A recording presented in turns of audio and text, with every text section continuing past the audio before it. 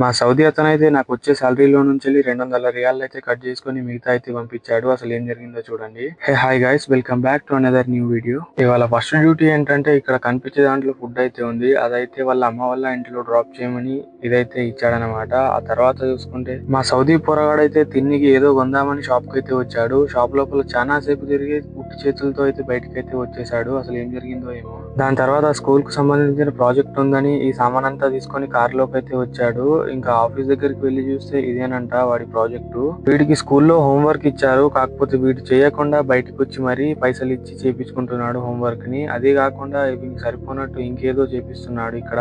ఇంకా అసలు మ్యాటర్ కి వస్తే నా శాలరీ అయితే 1500, కాకపోతే నాకు వచ్చింది 1300. ఎందుకంటే గొడవ పడి నేనైతే 2 రోజులు పని అయితే మానేశాను. దానికోసం అయితే 4 రోజుల శాలరీ అయితే కట్ చేసుకున్నాడు. చేసిన చిన్న తప్పుకు 4 రోజుల శాలరీ అయితే కట్ అయిపోయింది.